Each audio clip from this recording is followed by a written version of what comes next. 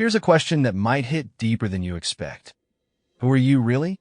Are you the health enthusiast who's mastered the art of yoga and daily journaling? The one friends turn to for life advice?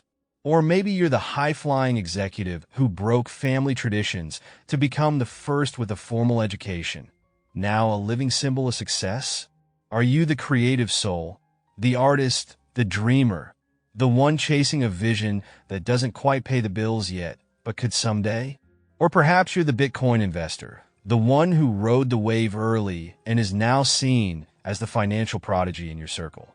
Or are you the parent juggling work, relationships, and finding a moment just for yourself, all while trying not to feel guilty about it?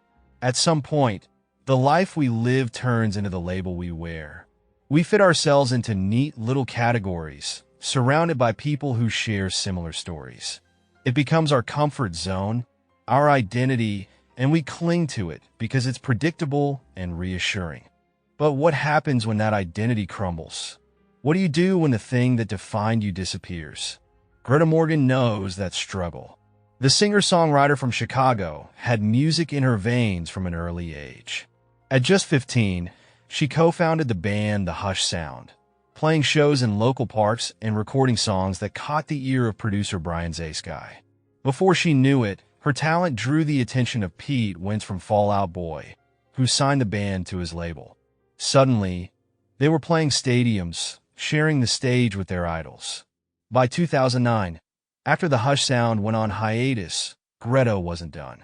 She moved to Los Angeles, immersing herself in the city's music scene, attending concerts almost daily, drawing inspiration.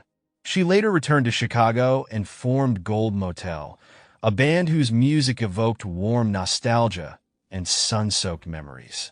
She didn't stop there, releasing solo work as Springtime Carnivore and eventually joining the lineup of Vampire Weekend. For years, her voice was the compass guiding her life. Then in early 2020, everything changed.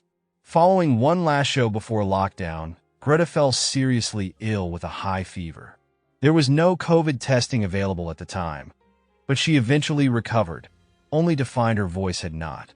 During a vocal lesson, it became clear that her range was drastically reduced. Over the following months, what had once been 30 notes shrunk to a mere 5. Greta's identity was bound to her voice, and now, it seemed she might lose it forever.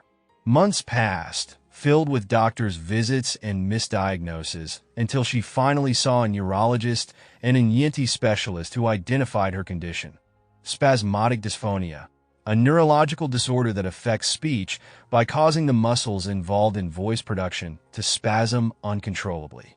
It's a lifelong condition with no known cure, its origins shrouded in mystery. Stress, fatigue, or even a fever can trigger the switch in the brain that causes these spasms. Once flipped, it's near impossible to regain control. For Greta, who had spent her life singing, this diagnosis felt like the end. How do you even begin to find a new path when the one you've walked your whole life suddenly vanishes?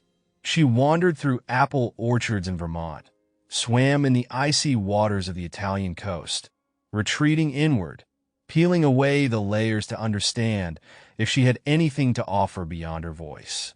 Could she still bring something meaningful to the world without the one thing that defined her? This is a question many of us face at some point.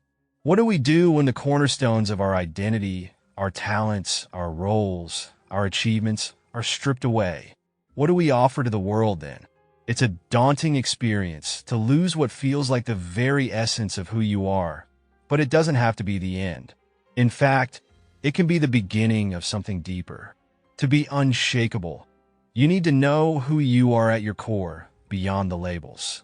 Life can throw challenges at you at any stage, and the only way to stand firm is to understand yourself better than anyone else does. You need to know what drives you, what scares you, what gives you joy, and what wears you down. When all the external markers are stripped away, who are you beneath the surface? If you're not the executive, the artist, the parent, the achiever, or the social star, if all those labels disappear, what remains?